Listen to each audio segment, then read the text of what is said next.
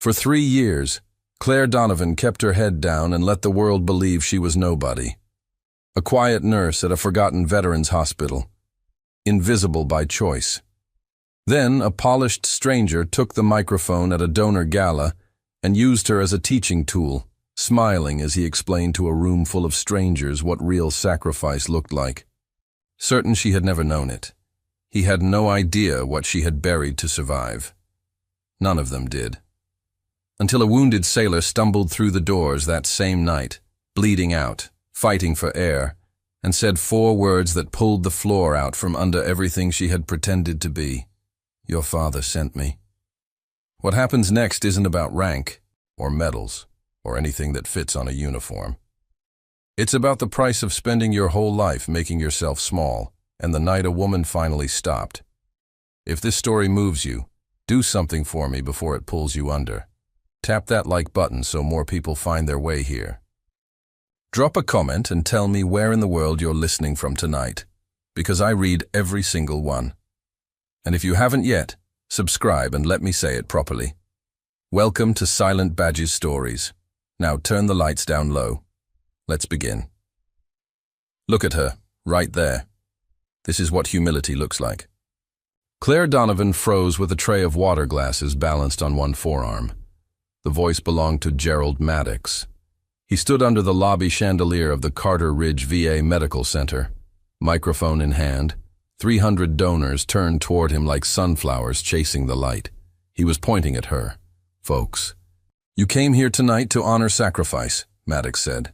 "And it's easy to picture sacrifice as something loud, something heroic, boots on the ground. But look at this woman." Heads turned, glasses lowered. 300 faces found Claire by the catering table. She did not move. "This is sacrifice too," Maddox went on, warm and certain. "The simple kind. The quiet kind. She will never know what these warriors knew out there. She can't. None of us can. But she shows up. She carries the trays. She does her small part. And there is beauty in that." A few people nodded. Someone near the front murmured, "So sweet." Claire looked at the floor. Her shoulders curled inward. Her chin dropped. She made herself smaller, the way she had trained herself to do for 3 years now.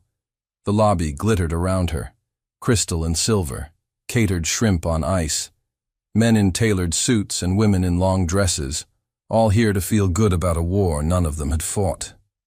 Beyond the velvet ropes, down a dim corridor, lay the actual hospital, worn linoleum, the smell of antiseptic and old age. The men this gala claimed to honor, most of them asleep in narrow beds.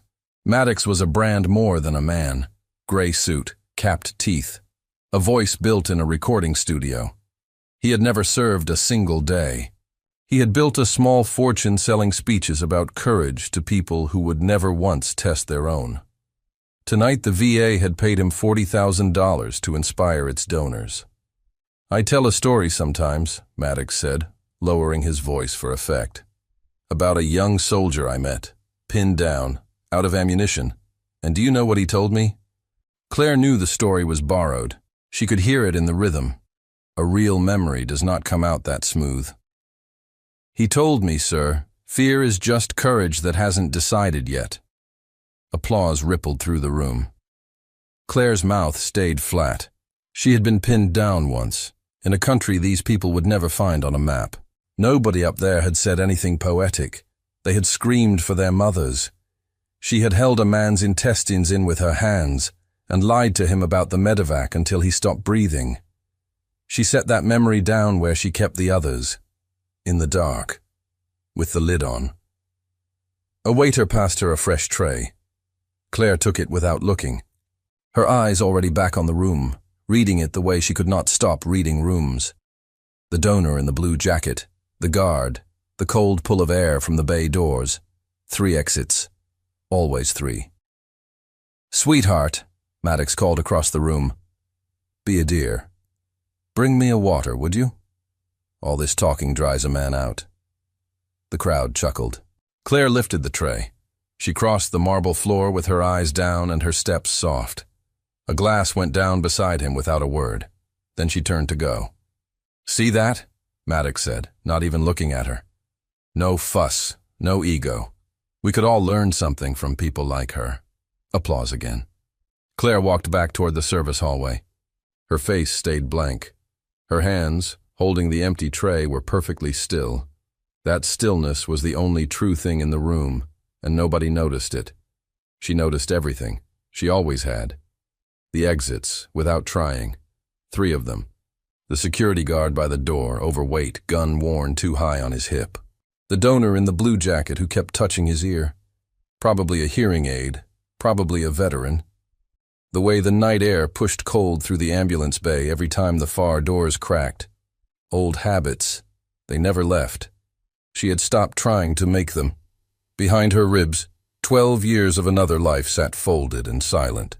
12 years she would never speak of out loud. 12 years that had left 3 scars on her body and a name on a black wall in another state that only she remembered. She pushed through the staff doors into the kitchen and breathed. In through the nose. Hold. Out slow.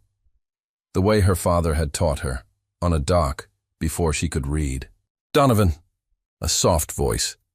Marisol, the night charge nurse, leaned in. You okay? That man out there is a snake in a nice suit. I'm fine, Claire said. You let him walk all over you, right in front of everybody. It's easier. Marisol studied her. She had worked beside Claire for 3 years and still felt she did not know her. You're a strange one, Donovan. Quietest woman I ever met. But sometimes I look at your hands and I think, that woman has done things. I clean bedpans, Claire said. Marisol didn't buy it. She never quite had. One day you're going to surprise somebody. Claire almost smiled. I doubt that. She set down the tray and pushed through the next doors, into Ward C, where the noise of the gala died away to nothing. This was where she actually worked. Long-term care. The men the war had finished using and then forgotten. Vietnam. Desert Storm. 2 long decades in the mountains and the sand. Old skin, tired eyes. Machines that breathed for them in the dark. Bed 7 was awake. You came back, said the old man there. Walter Pruitt, 81, Army medic, 2 tours in the jungle. His lungs were giving out a breath at a time.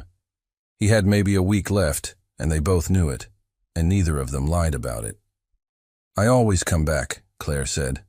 She checked his oxygen line, adjusted his pillow, smoothed the thin blanket over his chest. Her hands moved with a competence that had nothing to do with 3 years on a ward and everything to do with somewhere else. They using you for a showpiece out there? Walter asked. I can hear that fella's voice through the wall. Talks like a man selling used cars. Something like that. You should have poured the water on his head. Claire laughed quietly, and for a second she looked younger. And lose my job? Girl! Walter's eyes were cloudy with age but sharp underneath, the way only a man who had watched people die could be sharp. There is something in you. I have been around a long time. I have seen brave men, and I have seen cowards, and I have seen the rare ones who are quiet because they have nothing left to prove. He took her wrist with one papery hand. You walk like someone who learned to be still on purpose, he said. There is a difference between humble and hiding. You are hiding, Claire. I do not know from what. But a thing you bury does not die. It just waits. She went very still. For a moment the mask slipped, just a hair. Her spine straightened. Her gaze sharpened. Something old and steady looked out through her green eyes, and Walter saw it. And he nodded once like a man whose suspicion had been confirmed. Then it was gone, folded away again. Get some rest, Walter, she said softly. You watch out tonight, he said, and closed his eyes. The air feels wrong. A medic learns to feel it. Something is coming up the road. When what's coming? But the old man was already drifting, and he only shook his head against the pillow. She stood there a moment longer than she needed to. Walter reminded her of someone, of 100 someones, of the men she had patched up in the dark and the ones she hadn't reached in time. She tucked the blanket a little higher under his chin, the way you tuck in a person you have decided to love against your better judgment. "Good night, old man," she said. "Good night, soldier," he answered, half asleep. She went still in the doorway. That word, she had never said it to him, never said it to anyone in this building. But she did not correct him. Claire moved through the ward. Bed 4 needed turning. Bed 9 needed midnight meds. She did the work with her head down and her hands sure. And she told herself, as she had told herself 1,000 nights, that this was enough. That quiet was a kind of peace. That a small life was a safe one, and she had earned a safe one. She almost believed it. At 9:14, the ambulance bay doors slammed open at the far end of the corridor. Not the gentle wheel-in of a scheduled transfer.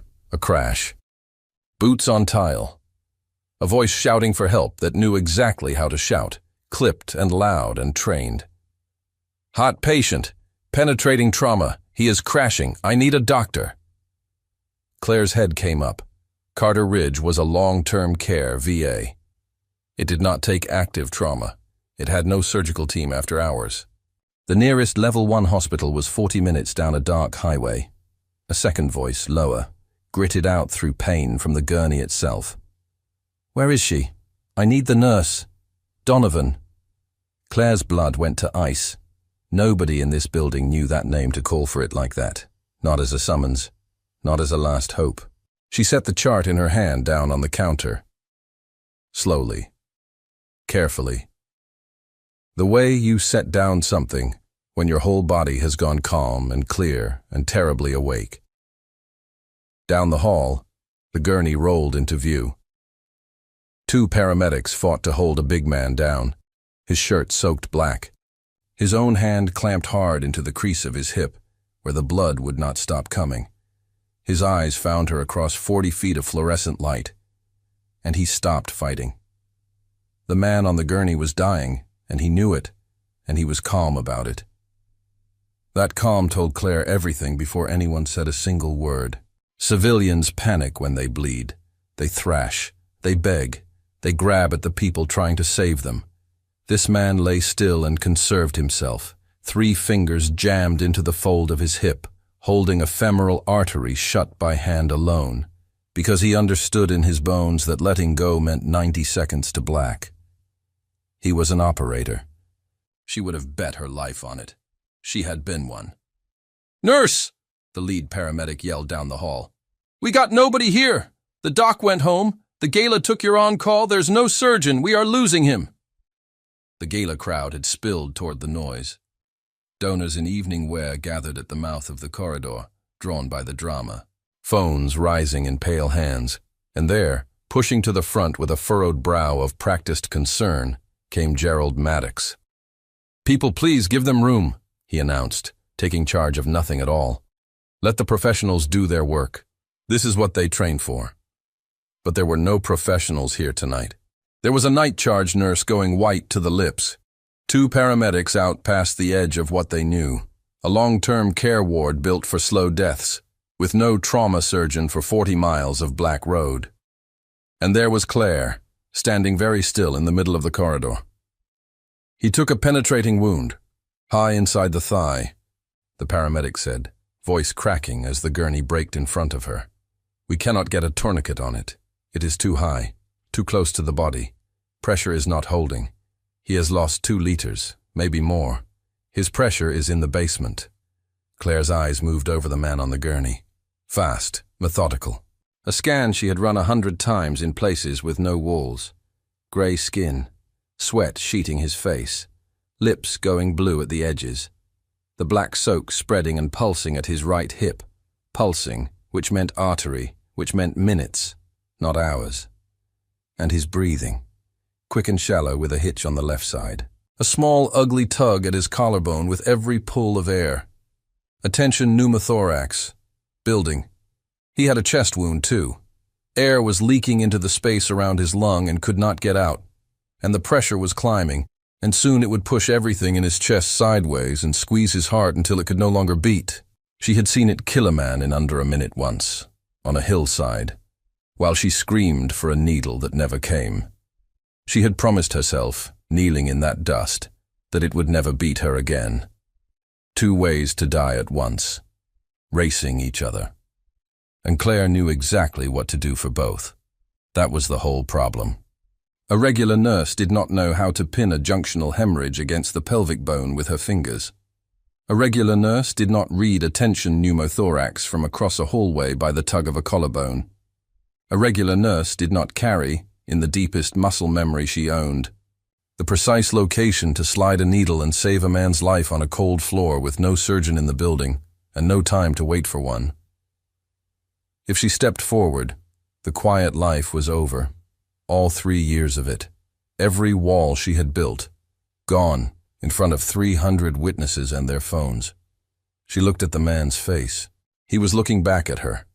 Pale, fading, eyes going soft at the edges, but locked onto her with a fierce focus that refused to let go of the one thing keeping him here. "Donovan," he rasped. "Claire, it's you." "Thank God." The lead paramedic blinked at her. "You know this guy?" "It's a common name," Claire said. Her voice was flat, careful. The man on the gurney shook his head, slow and certain. Blood bubbled pink at the corner of his mouth. "Your father," he breathed. "Master Chief Donovan. He sent me. Before he—" He could not finish. A wet cough took the rest of the words and left blood on his lips. The hallway tilted under Claire's feet.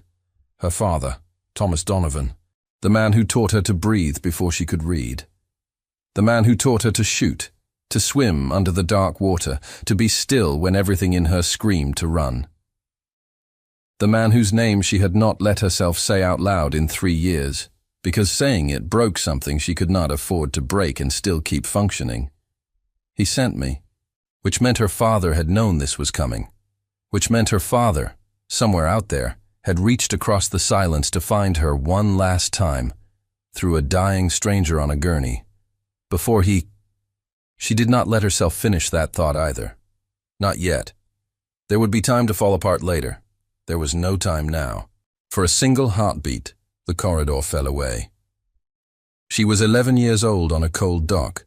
Her father knelt beside her, big and patient, teaching her to slow her own pulse. Fear is just weather, Claire. You wait it out, then you do the work. She had done the work for 12 years after that, in rooms with no doors, in countries with no names, she was allowed to say. And then one bad night had taken everything she loved and left her holding a folded flag, and she had walked away from all of it and buried the woman she was under 3 years of carrying trays. But the woman was not dead, she had only been waiting. The dying man's grip tightened on nothing, his hand searching the air, and Claire caught it and held it, and she felt the calluses there, the same calluses her father had carried, the mark of a life spent on a trigger and a rope and a rescue line. This was one of her father's men, sent by her father, bleeding out on her floor while 300 strangers filmed it on their phones. The decision was already made. It had been made the moment he said the name. Maddox's voice cut in, oily and loud, climbing back toward the center of attention. "All right, this poor woman is clearly overwhelmed. Anyone can see it," he said, performing gentleness for the crowd. "Somebody get a real hospital on the phone. Honey, step back now. You're in the way of the people who do this." He put a soft hand on Claire's shoulder to move her aside, the way you would guide a child. She did not move. For the first time all night, she did not give him a single inch. The man's monitor screamed. The numbers fell off a cliff, 80 over 40, then 70, then a hole opening under that. "He's coding!" the paramedic shouted, his composure gone. "He's gonna arrest right here in the hallway. I've got nothing left. I've got nothing." Walter's voice drifted up from somewhere deep in Claire's mind. There is a difference between humble and hiding. A thing you bury does not die. It just waits. The old medic had felt it coming. Something is coming up the road. He had been right. He was always right about the air. 3 years of small. 3 years of looking at the floor. 3 years of being the quiet kind of sacrifice, the simple kind, the kind that would never know what the warriors knew.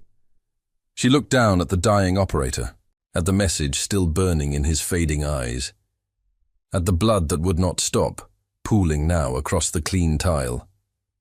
And something inside her, folded away for so very long, quietly stood up to its full height. Claire's chin lifted.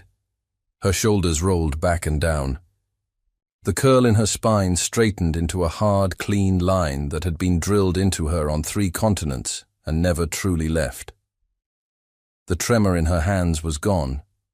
It did not fade. It simply was not there anymore, as if it had never belonged to her at all. When she spoke again, her voice had changed completely. It was low. It was clear. It carried to every corner of the corridor without rising at all, the way a voice carries only when it has given orders under fire and been obeyed. Everybody stopped talking. The hallway went dead silent. Maddox's hand slid off her shoulder and hung in the air, useless. You. She pointed at the nearest paramedic, 2 fingers sharp. Your kit. 14-gauge angiocath, the biggest needle you carry. In my hand now. You. The second one. 2 units of saline, both lines, wide open. Pressure bags if you've got them. Go. Marisol. The charge nurse jumped. Trauma kit from the cart. Combat gauze if this building has any, regular gauze if it doesn't. And clear this corridor of every single person wearing a tuxedo. Now. Nobody moved. They only stared at her. Because this was not the woman who had carried water across the lobby an hour ago. This was someone else entirely, wearing the same oversized blue scrubs, the same quiet face. But the eyes had changed. The eyes were doing math now. Fast and cold, the kind of math that decides who lives. I said now, Claire said. And the room came apart and jumped to her voice, like it had been waiting its whole life to be told what to do. The paramedic slapped the needle into her hand without thinking. Marisol ran. 2 donors in evening gowns scrambled back from the spreading blood. And somewhere in the crowd, a phone lowered, then another, as the people who had come to clap for a speech about courage began to understand that they were watching the real thing, and that it did not look like the speech at all. It looked like a woman on her knees in blood, refusing to let a man die. Claire dropped to her knees in the spreading blood and put her bare hand into the wound. Not on it. Into it. She drove 3 stiff fingers deep into the crease of the man's hip and pressed the femoral artery flat against the hard shelf of his pelvic bone, the only thing left in the world that would stop this bleeding now. No tourniquet could reach here, no clamp. Only a hand that knew exactly where to push and exactly how hard, and was willing to cause agony to buy a life. The black flood slowed, then nearly stopped. The man arched and groaned through his teeth at the pain of it. Good. Pain meant a brain still getting blood. Hold this exactly where I have it, Claire told the lead paramedic, sliding his larger hands over hers and locking them into place. Do not lift. Do not shift. Do not get curious. You are this man's blood pressure right now. Understand me? Yes, the paramedic whispered. Yes, ma'am. The operator's eyes flickered toward her, dimming, then catching on her face. Stay with me, Claire said, and her voice softened, only for him. You came a long way to find me. You don't get to quit at the door. Look at my eyes. Breathe when I tell you. She turned her full attention to his chest. Her hands ran down his ribs, reading him by feel the way she read everything, by touch and instinct and 1,000 repetitions. The left side was tight and swollen.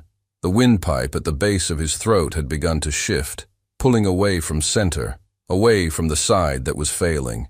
The veins in his neck stood out like cords. The trapped air around his lung was crushing his heart, 1 breath at a time, and the clock on it was nearly out. Needle, she said, and held up her hand without looking. Marisol slapped the 14-gauge angiocath into her palm, the big one, the right one. Claire's fingers walked the ribs and found the spot. Second intercostal space, mid-clavicular line, the exact place. She had found it in daylight and in pitch dark, in the back of helicopters and flat in the mud, on men whose names were carved into a wall she could not bring herself to visit. She uncapped the needle with her teeth. "What are you doing?" Maddox's voice, thin now and frightened, no studio polish left in it. "You can't. She's a nurse. Somebody. That's a needle. Somebody stop her before she kills him." Claire did not look up. She did not acknowledge that he existed. She set the needle against the skin just above the top of the third rib, angled it true, and drove it in with one smooth, controlled push. A hiss. A long, sharp, unmistakable rush of trapped air escaping the chest. The sound filled the silent corridor. The man's left chest fell as the pressure released. His next breath came deeper, then deeper still. The blue at his lips faded, slow toward gray, then toward something almost like pink. On the monitor, the falling numbers caught, held, and began finally to climb. 70, 78, 85, 90 over 50 and rising. The corridor was utterly silent. 300 donors, 2 paramedics, 1 charge nurse, 1 $40,000 speaker. All of them frozen in place, watching a woman in oversized blue scrubs pull a man back from the edge of death with nothing but her bare hands and a needle. "Combat gauze," Claire said. Marisol pressed it into her grip. Claire packed the wound around the paramedic's locked fingers, fast and tight, driving the kaolin-treated gauze hard down against the bleeding artery, her thumbs sealing the pressure, her lips moving in a silent count. 3 minutes. She had counted these exact 3 minutes more times than she could stand to remember, kneeling over more men than she would ever name. "Mark the time," she said. "Write it on his arm if you have to. This bleed is controlled by pressure, not closed. He needs a vascular surgeon inside the hour, or he loses this leg. Call the helicopter now, not in 5 minutes, now. Tell them junctional hemorrhage controlled in the field. Tension pneumothorax decompressed. Patient is stabilizing but critical. Have vascular and thoracic standing by on the pad." The lead paramedic stared at her over their stacked hands, white-faced. "Decompressed in the—" He swallowed. "Who are you? Nurses don't— Who are you?" Claire didn't answer him. The man on the gurney was breathing on his own now, weak, shallow, but his. His hand crept up and found her wrist and gripped it with the very last of his strength. "He said," the operator whispered, every word costing him, "to tell you that he was proud. The whole time. Every year. Even when you wouldn't pick up the phone. Even when you went dark on all of us. He never stopped being proud of you, Claire." Claire's jaw tightened to stone. Her eyes stayed dry by a force of will most people would never possess and could never understand. "Don't talk," she said gently, her thumb still sealing the wound. "Save your air. You did your job. You found me. Now rest." His name. The man's voice was nearly gone. Before he passed. The last thing the Master Chief ever said. It was your name. Just your name. Something cracked behind Claire's ribs, deep and silent, in the place where nobody could see it, and nobody had been allowed in for 3 years. She had not gone to the funeral. She had told herself it was too dangerous, that her old life would follow her there, that the people hunting the woman she used to be would be watching the grave. All true. All also a coward's comfort. The truth was simpler and worse. She had not been able to stand and watch them fold the flag. So she had let her father go into the ground without her, and she had carried trays, and she had pretended that was the same as surviving. He had been proud of her anyway, the whole time. Even when she went dark, she held it. 3 years of holding things had taught her exactly how. A few more minutes would not break her. They could not. "Helicopter is 8 minutes out," Marisol said, her phone shaking against her ear. "Carter Ridge, they want to know who controlled the bleed in the field. They want a name for the report." The whole hallway waited for the answer. Claire knelt there in a wide pool of another soldier's blood, her hands red to the wrist. her long braid coming loose around a face gone hard and calm and ancient. She looked nothing at all like the woman who had carried a tray of water across this same floor an hour before. Gerald Maddox found his voice. He had built an entire career on knowing the right thing to say, and he reached for it now like a drowning man reaches for a rope. "Well," he said, with a shaky little laugh, trying to climb back on top of the moment that had buried him. "Lucky for this young man, we had a nurse with a little first aid training on hand. Let's hear it for our wonderful staff, folks. This is exactly the kind of dedication."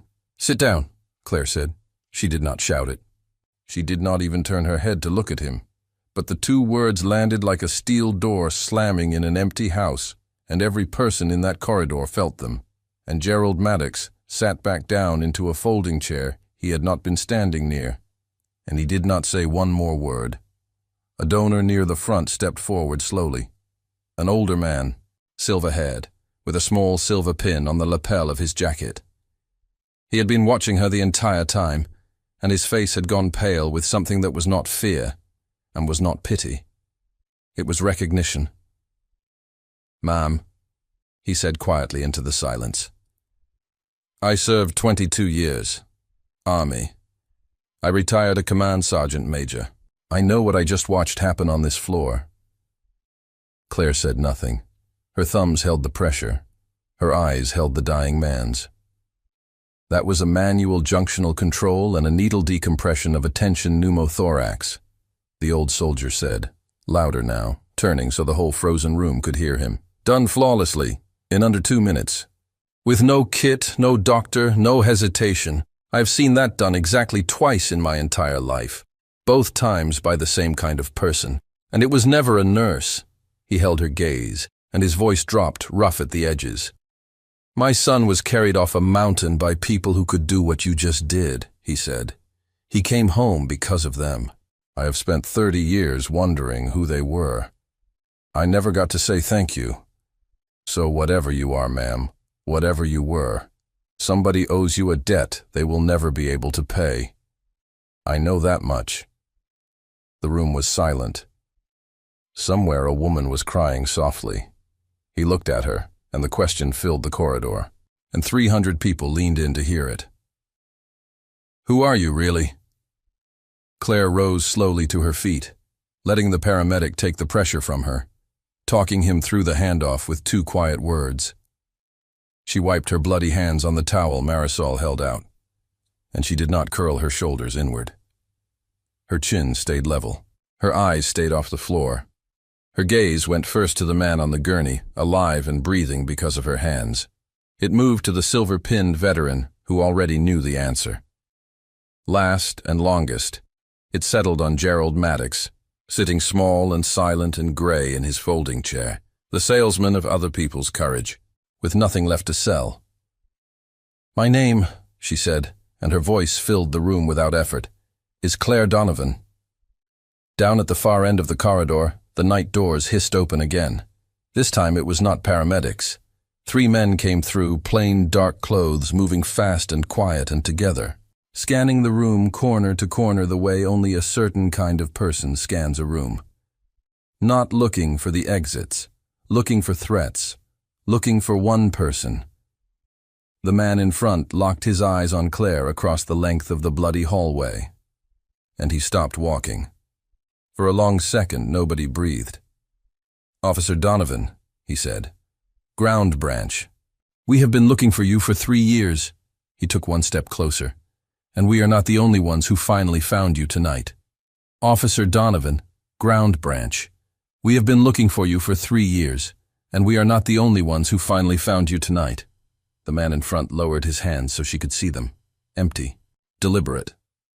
Claire knew the face under the gray stubble. Older now. Harder. A new scar through one eyebrow. But she knew it the way you know a song from the first note. "Saint," she said. Ray Mercer almost smiled. "Hello, Claire. You look terrible. I mean that with love." 3 years collapsed into a single breath.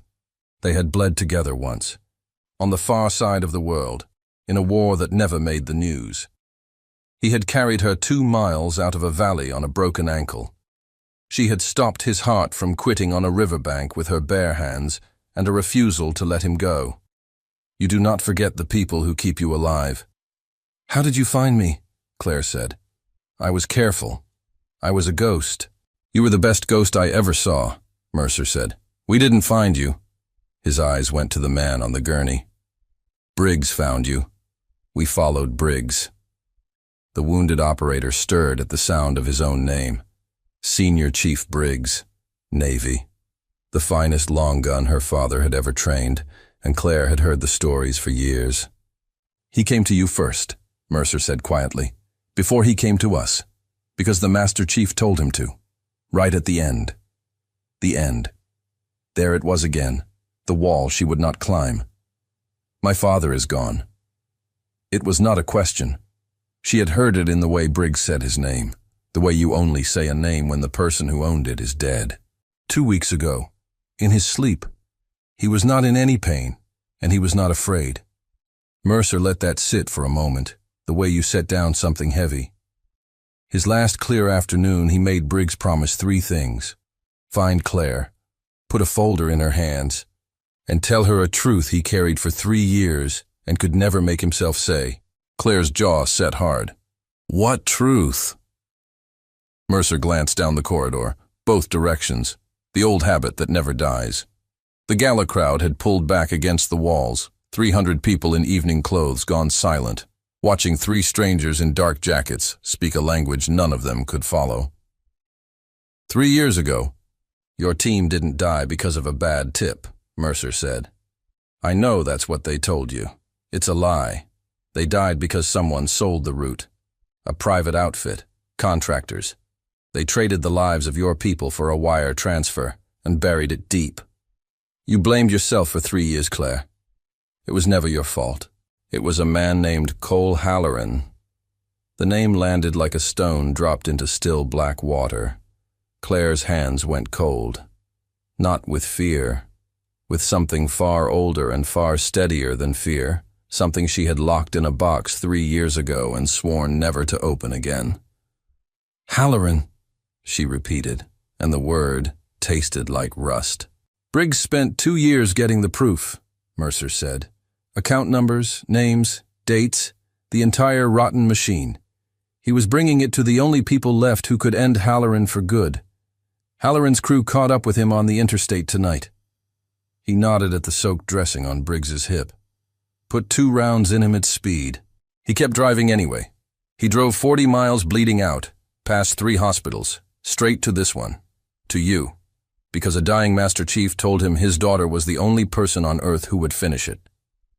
Marisol, white to the lips, stepped in close. The helicopter's 3 minutes out. They want to take him to county. No, Mercer said flatly. They don't.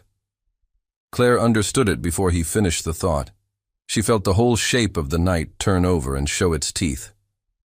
Because Halloran's people are still out there, she said, and they're coming here, for Briggs, for the folder, for every single person who saw his face come through that door. Mercer nodded once. 6 of them, maybe 8. Everyone a former operator.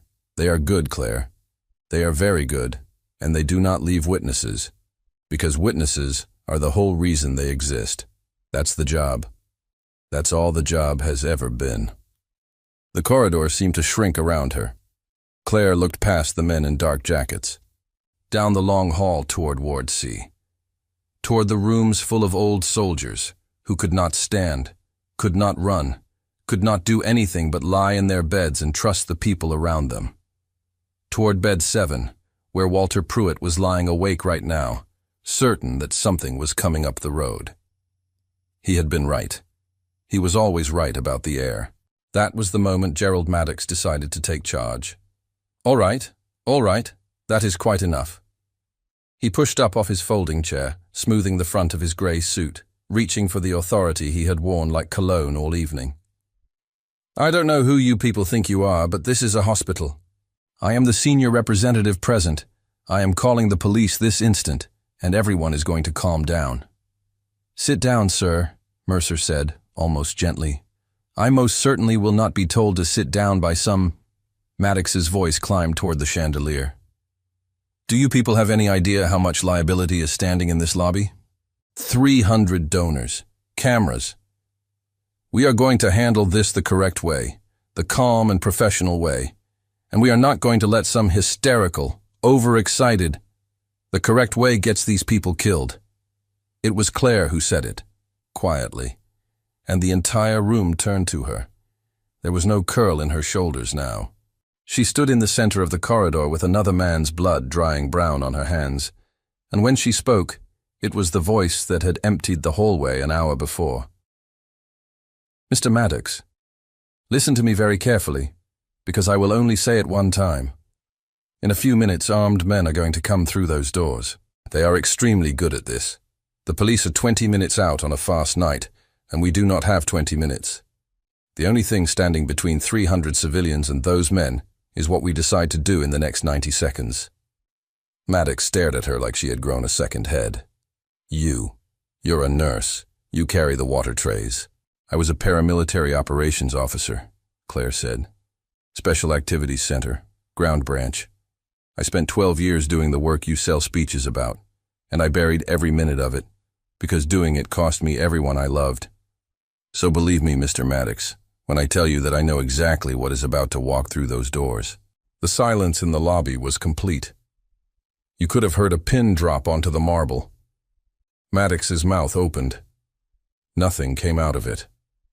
The salesman of courage had finally stood face to face with the genuine article, and for the first time in his polished life he had no script, no anecdote, no line.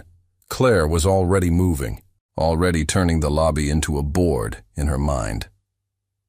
Marisol, with me. 300 people in this room. I need them out the south doors, fast and quiet, no panic, into the parking structure and away from the building. You walk in front. You do not run. The second one person runs, you have a stampede, and people die in the doorway. Move with purpose and keep them moving. Can you do that? Marisol's chin trembled, then firmed. Yes. Yes, I can. Good. Take Maddox with you. Put something in his hands and give him a job. What about the ward? Marisol's voice cracked down the middle. Walter. Mr. Diaz. The man in bed 9. They can't walk. They can't run. They can't do anything but lie there and wait. Claire turned and looked the length of the dark hall toward Ward C, and for one heartbeat the calm in her face cracked, and underneath it was something that would have made Cole Halloran turn his car around. The ward stays with me, she said. Nobody gets past me to those men. Not tonight. Claire, Mercer's hand settled on her shoulder. It's 6 of us against 8, and one of mine is bleeding on a gurney. You sure you want your stand here, in a building full of people who can't move? We can draw them off into open ground. Lead them away. Claire shook her head. They came for Briggs and the folder. Men like Halloran will burn this whole place to get both, and they will not check the beds first. Leading them off does nothing for the men who can't follow. She met his eyes, steady as stone. We hold here. We hold the ward. That's the mission now. Mercer searched her face for a long moment, and then something in his hard expression eased, almost like a man setting down a weight he had carried a very long way. There she is, he said softly. I knew she was still in there somewhere. He turned to the 2 men behind him. Vega, Doyle. You heard the officer. This is her ground and her plan. We follow her lead. I have a plan, Claire agreed. She crouched by the gurney and took Briggs's cold hand in both of hers one more time. His eyes fluttered open, found her face, and held on like she was the last solid thing in a sinking world. You did it, she told him, low and fierce. You found me. You can stop fighting now, Senior Chief. I have the rest of it. I've got the watch. Folder? Briggs breathed. In my vest, sewn in the lining. Don't let them put it in the dark again. They won't, Claire said. I give you my word. Now rest. She slid her hand inside his torn vest and felt the hard edge of the thing. A thin waterproof sleeve stitched into the lining by a man who had known he might not live long enough to hand it over himself. She gripped it like she was gripping her father's hand across the years. And then, far down the corridor, every light in the wing went out at once. The whole wing dropped into sudden black. The monitors died mid-beep. The exit signs guttered down to a thin and bloody red. Outside, a backup generator coughed once, twice, and gave up. In the new darkness, Mercer's voice came calm and flat. "That's them," he said. "They cut the power. They're already here." Darkness is a weapon. Most people never understand that. They think the dark hides them. It does not. The dark hides whoever stays calmest inside it, and it eats everyone else alive. Claire Donovan was the calmest living thing in that building. "Nobody move," she said into the black, low and clear and even. "Let your eyes find the dark. Breathe slow. They killed the lights to make us panic and scatter. We are not going to give them 1 inch of that." Around her, the dim red of the emergency exit signs began to bleed shape back into the world. The gurney, the crash cart, the long throat of the hallway running down toward Ward C, and the men who could not save themselves. "Vega. Doyle. On me," Mercer murmured. "Claire, it's your house. Call it." Her mind had already become the thing it was forged to be, years before she ever pulled on a pair of scrubs. Cold, fast, reading the floor plan like a chessboard 3 moves deep. "They'll come from 2 directions," she said. "The ambulance bay, because that's the way Briggs came in and they tracked his blood right to the door. And the East Service stairwell, because it's dark, it's quiet, and it puts them behind us with a straight run at the ward. They'll split their force. Standard doctrine. 4 and 4. "Agreed," Mercer said. "That's how I do it. Mercer, you take Vega and hold the bay. It's a true choke point, 1 wide door, and they have to funnel through it 1 and 2 at a time. 2 disciplined men can hold a doorway against 4 all night if they keep their patience and their angles." She pointed into the dark without looking at it. "Doyle, you're with me on the east stairwell. That's the one I'm worried about. That's the one with my patience at the end of it." "And Briggs?" Doyle asked. "Briggs goes somewhere they can't reach him. So does the folder." Claire was already pushing the gurney, fast and silent on its good wheels, deep into the black mouth of Ward C. She rolled Briggs in and parked him between 2 heavy steel supply carts, tucked out of any line of sight from the door. Walter was awake. Of course he was awake. The old medic's eyes glittered like wet stones in the red light. "Told you," Walter whispered. "Air was all wrong." "You did tell me. You're going to get tired of being right." Claire pressed the waterproof sleeve into his thin, papery hands and folded his fingers closed over it. "Walter, I need one last job out of you. Soldier to soldier. Hold this. Whatever you hear through that door, you do not let it go, and you do not let a single living soul touch it but me. Can you hold that line for me?" Walter's grip tightened on the folder with a strength that startled her. "I held a perimeter in worse rain than this with worse men beside me," he said. "Go on. Go do the thing you came back here to do, soldier. I've got the package." She almost came apart right there.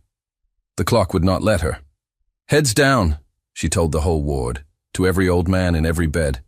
Men who had once been young men in jungles and deserts and places with no names. "Stay low, we have got you. Nobody comes through that door tonight." Then Claire turned to face the dark, and she went to work. She did not have a rifle. What she had was better. A whole hospital, and 12 years of knowing how to look at an ordinary room and see 100 ways to end a fight. A hospital is full of weapons for anyone with the eyes to read it. Moving down the East Hall, she gathered her tools as she went, placing each one where her hands would find it in the black. A fire extinguisher, lifted cold and heavy off its bracket. A defibrillator, charged and clipped to her hip. A tray of long steel instruments slid into easy reach. A full oxygen cylinder, green and heavy, wheeled into the shadow of an alcove. Each one seated along the route the way her father had taught her to prepare a field before a single shot was fired. "Prepare the ground, Claire. The fight is half won before the enemy ever arrives." Doyle watched her work in silence. He had heard the stories about Donovan's girl. the medic who fought like a ghost. Now he was watching them turn out to be true. The east stairwell door eased open at the far end of the hall. 4 shapes flowed through it, low and smooth, fanning out into the corridor the way only well-trained men ever move, night vision goggles down over their eyes, weapons up and ready, calm, quiet, confident. Hunters who had done exactly this in a dozen dark countries and never once come home empty. They had never once hunted Claire Donovan on ground she owned. She let the lead man pass the mouth of the alcove. Then the oxygen cylinder came around in a short, controlled arc. The lead man simply folded and dropped and did not rise, his weapon skittering off into the black. Before the second could bring his rifle around, the fire extinguisher bloomed a wall of white fog down the corridor, swallowing the light, blinding the night vision that had been their entire advantage, and turning their great gift into a blank gray curtain they could not see past. Fog. Kill the fog. "Pull the goggles, I can't!" one of them shouted, clawing at his own face. He never finished the sentence. Doyle took him from the flank, fast and clean and quiet. Claire took the third with the defibrillator paddles, a charge built to restart a stopped heart used now to put a strong man on the floor without stopping his for good.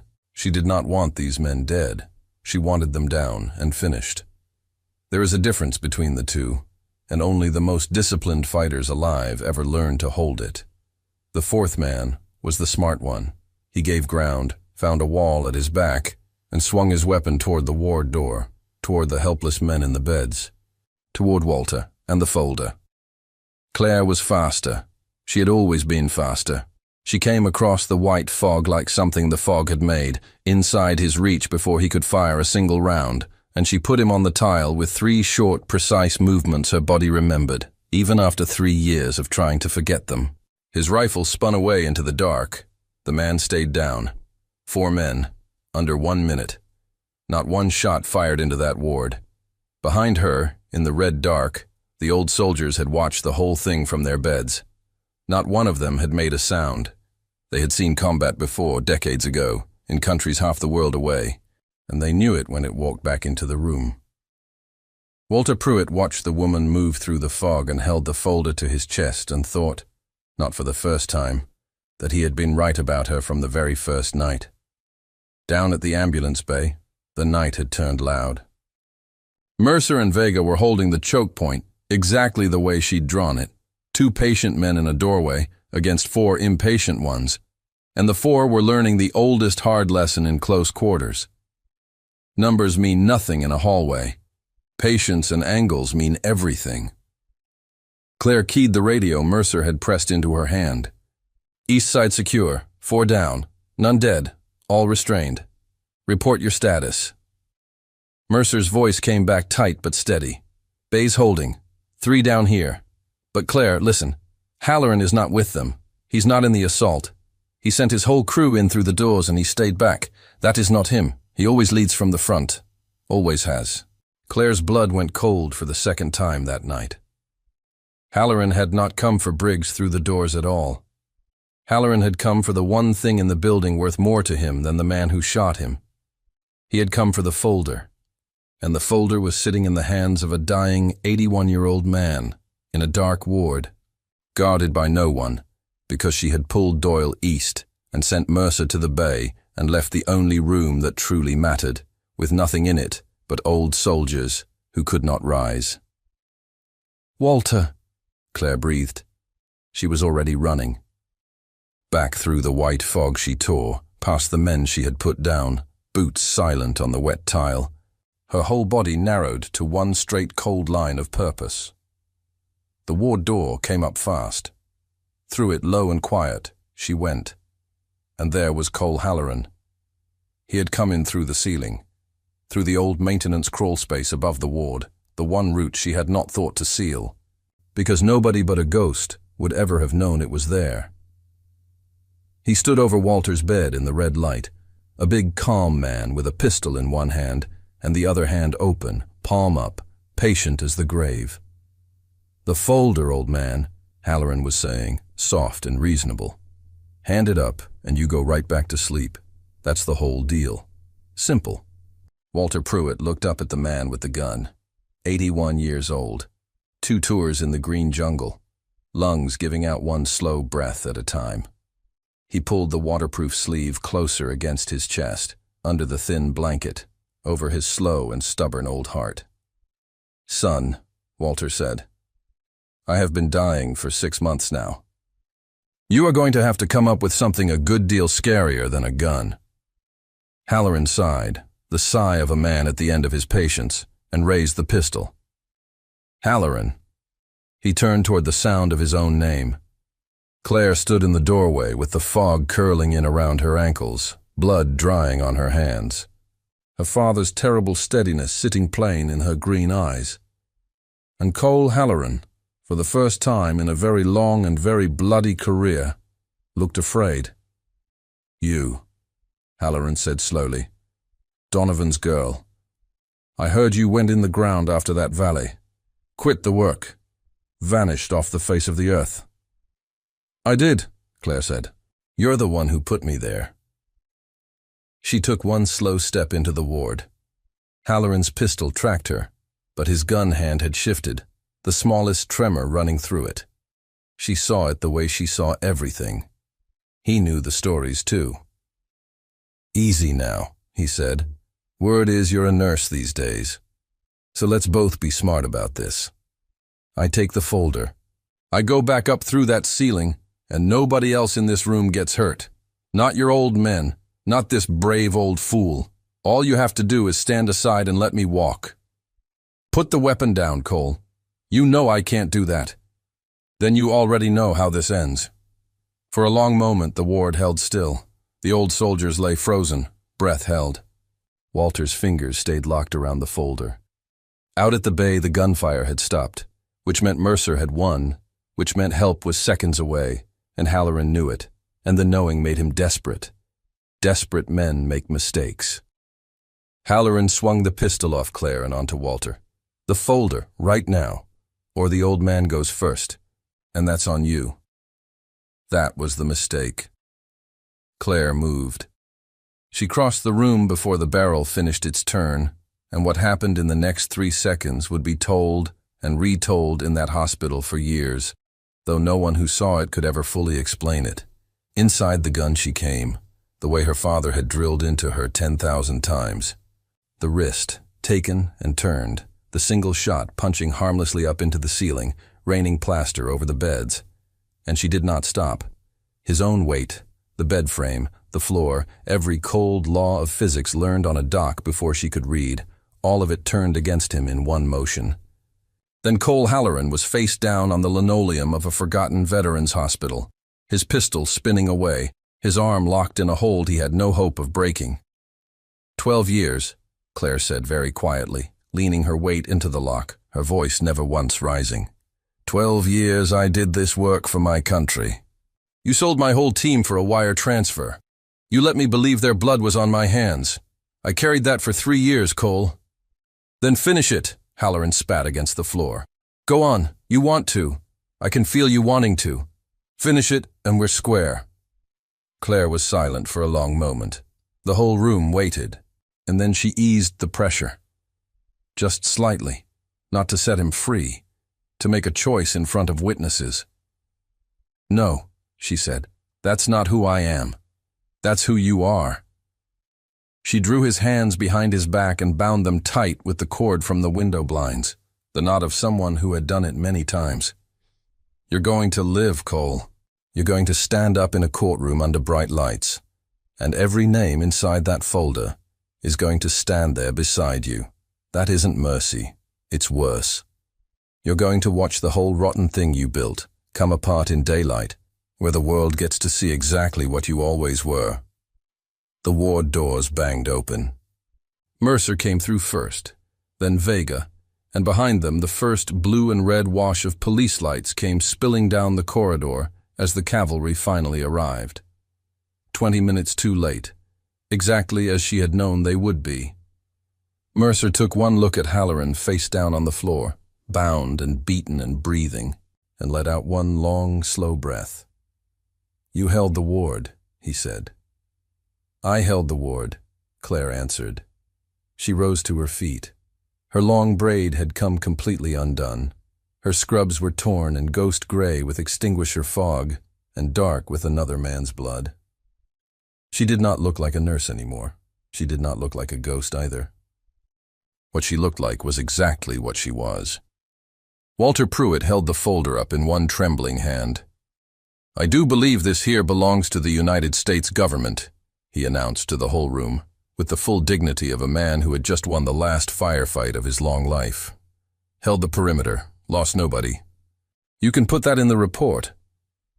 Claire crossed to his bed and took the folder, and then his thin hand, and for the first time in 3 years, in front of every soul in the room, she let her eyes fill. "Outstanding work, soldier," she whispered. "Knew you had it in you," Walter said, his voice gone soft and thready, humble and hiding. "I told you there was a difference." His fingers squeezed hers. "Don't you go back in the ground, girl. A thing as good as you doesn't belong buried. Promise an old man."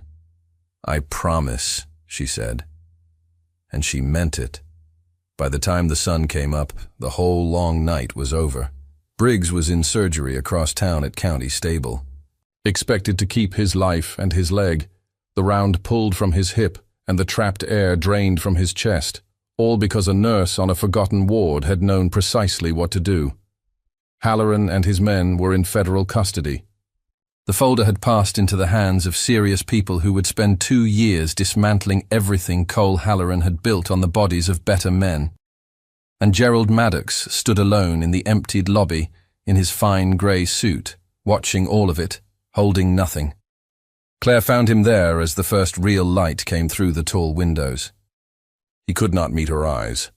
The salesman of courage, who hours before had pointed at her in front of 300 strangers and called her the simple kind of sacrifice, the kind who would never know what the real warriors knew.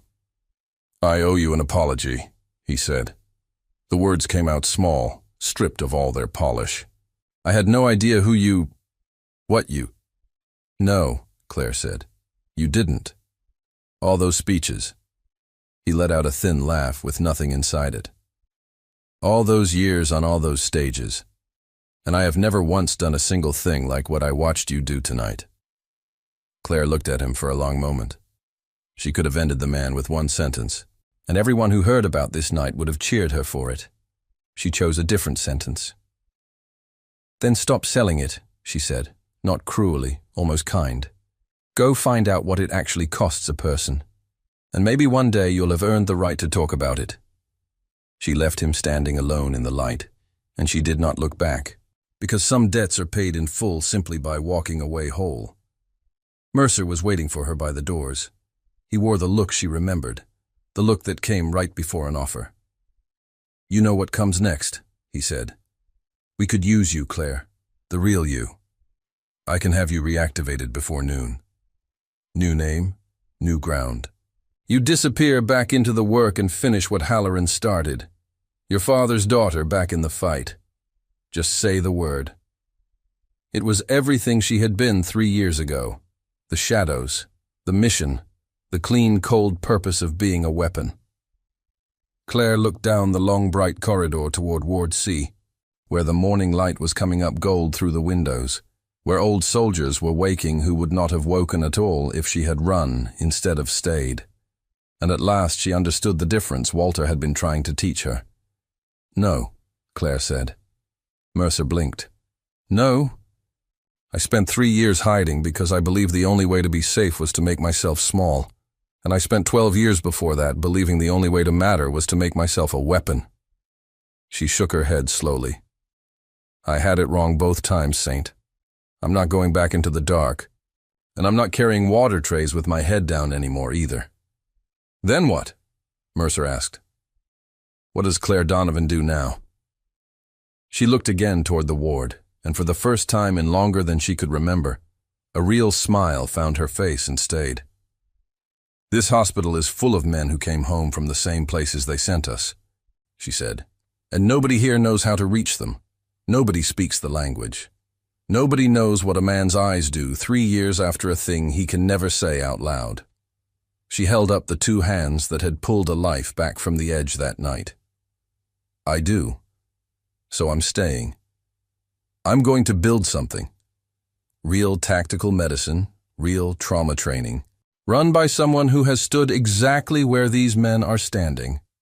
Mercer nodded, slow and deep, the way one soldier salutes another without lifting a hand. Your father would be proud of you, he said.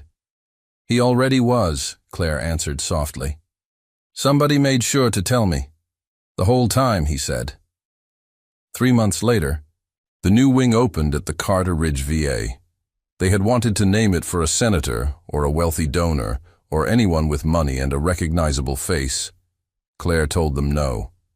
She named it the Pruitt Center for an old Army medic who held a perimeter on the worst night of his life and never let go of the folder, and who lived just long enough to see his name go up over the door before his tired lungs gently laid him down to rest. On the morning it opened, a young veteran came through the doors shaking, unable to put a single word to what was wrong, certain that no living person could understand. A nurse with a long brown braid and clear green eyes and 3 quiet scars sat down in the chair beside him. She did not look at the floor. There was no curl left in her shoulders. She looked him dead in the eyes, soldier to soldier, and said the only words that have ever truly reached a person in that much pain. I know, she said. I've been there too. Let's get you home. Respect is not a title that somebody hands you. It is not a uniform, or a speech, or a microphone, or even a name carved on a wall. Respect is what you do when no one expects a single thing of you, on the night it costs you everything to be seen. Claire Donovan spent half her life learning the hardest truth there is. The bravest thing a person can ever do is not to hide what they are. It is to stand up, all the way up, out in the open light, and let the world finally see it. The end.